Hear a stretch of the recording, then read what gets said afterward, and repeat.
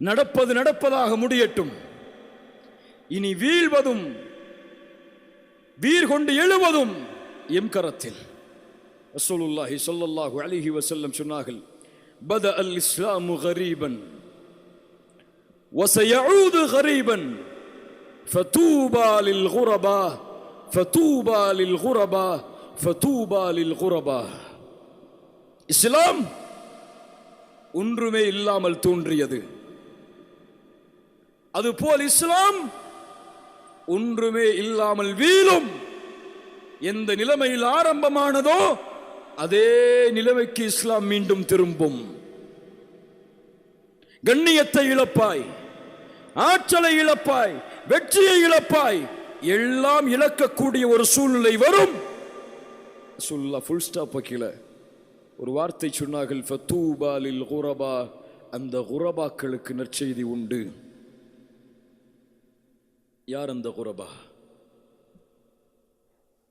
எந்த இஸ்லாம் ஒன்றுமே இல்லாமல் இருந்தபோது முஹம்மது ரசூலாலும் அவர்களுடைய தோழர்களாலும் இந்த உலகம் முழுவதும் எடுத்துச் செல்லப்பட்டு இஸ்லாமிற்கும் அவர்களுக்கும் கண்ணியத்தை இந்த உலகம் தேடி தேடி தந்ததோ, அது போன்று ஒன்றுமே இல்லாமல் வீழக்கூடிய நேரத்தில் ஒரு சமூகம் உருவாகும். இழந்த கண்ணியத்தையும் இழந்த வெற்றியையும் மதிப்பையும் பெற்றுத் தருவதற்காக அந்த சமூகம் வீறு கொண்டு எழும். விழுந்த கண்ணியத்தை உயர்த்தும் வரை தம் வாழ்வின் கண்களை மூடாது அந்த சமூகம்.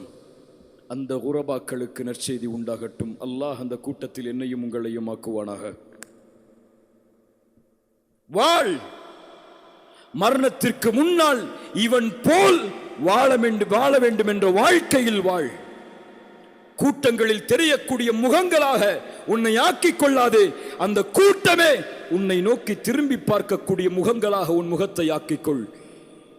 அது உனக்கு அல்லாஹ் கொடுத்த கண்ணியம், அல்லாஹ் கொடுத்த மதிப்பு.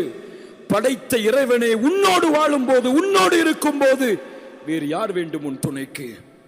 இந்த உலகத்தை ஆள வேண்டுமா? அவன் இருக்கிறான். இந்த உலகத்தின் பட்டங்களையும் வசதிகளையும் செல்வத்தையும் பெருக்கி உலகமே உன்னை திரும்பி பார்க்க வைக்கும் அளவிற்கு உன் வாழ்க்கையை இந்த உலகத்தில் அமைக்க வேண்டுமா? அவன் இருக்கிறான். முன்னாள் வா, முயற்சி செய். உலக சமூகத்திற்கு முன்னால் நீ வாழ்ந்து காட்டு.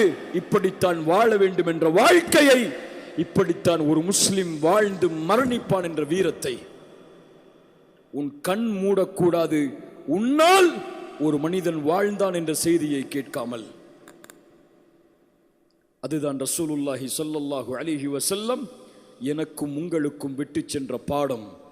எம் ரசூல் நாளை மறுமையில் எம்மை பார்ப்பதற்காக காத்து கொண்டிருப்பார்கள். அந்த பாதையை நோக்கி தான் நடந்து கொண்டிருக்கிறோம் எம்மை அறியாமல். ஒரு நாள் இந்த உலக வாழ்க்கை எனக்கும் உங்களுக்கும் முடியும். அந்த முஹம்மது ரசூலை நாளை மறுமையில் பார்க்க வேண்டாமா?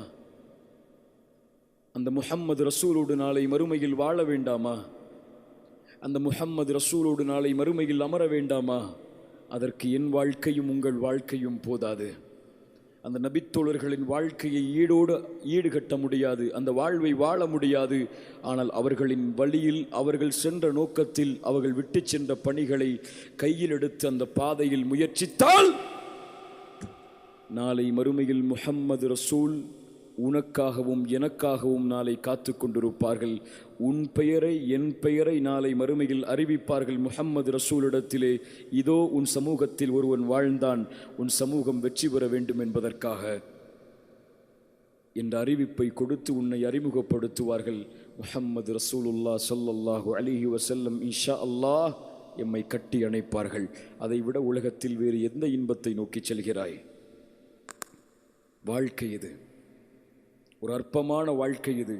ஆனால் மரணிக்கும் போது, எம் உயிர் இந்த உலகத்தை விட்டு பிரியும் போது, எல்லா பொறுப்புகளையும் நிறைவேற்றி இந்த உலகத்தில் எம்மக்காக வாழக்கூடிய, எம் நோக்கத்தை கடைபிடிக்கக்கூடிய, எம் செய்திகளை தாங்கி நிற்கக்கூடிய இப்படி ஒருவன் வாழ்ந்தான் என்ற வார்த்தையை உலகம் எமக்கு பின்னால் சொல்லக்கூடிய அளவிற்கு வாழ்க்கையை உருவாக்கிவிட்டோம். என் படைத்த இறைவனின் திருப்தியோடு அவனை சந்திக்கப் போகிறேன் என்று கண்களை மூடாமல் இந்த உலகத்திலிருந்து உன் உயிரை எடுத்துவிட அனுமதி கொடுத்து விடாதே. அது வாழ்க்கை, ஒரு வீரனின் வாழ்க்கை, வெற்றியின் வாழ்க்கை, குறிக்கோளுடைய வாழ்க்கை, லட்சியத்தின் வாழ்க்கை. அவர்கள் வெற்றியடைவார்கள். அல்லாஹ் அந்த கூட்டத்தில் என்னையும் உங்களையும் ஆக்குவானாக. அல்லாஹ் எம் பாவங்களை மன்னித்து அல்லாஹ் ரப்புல் ஆலமீன் எம்முடைய செயல்பாடுகளை அங்கீகரிப்பானாக. அல்லாஹ் எப்படி இந்த சபையில் என்னையும் உங்களையும் ஒன்று சேர்த்தானோ அதுபோன்று அல்லாஹ் எம்மை ஜன்னத்துல் ஃபிர்தௌஸில், அதிலும் குறிப்பாக அல்லாஹுடைய தூதர் முஹம்மது ரசூலுல்லாஹ் ஸல்லல்லாஹு அலைஹி வஸல்லம் அவர்களோடும் அவர்களுடைய தோழர்களோடும் அல்லாஹ் என்னையும் உங்களையும் ஒன்று சேர்ப்பானாக. அகூலு கௌலி ஹாதா அஸ்தக்ஃபிருல்லாஹ்.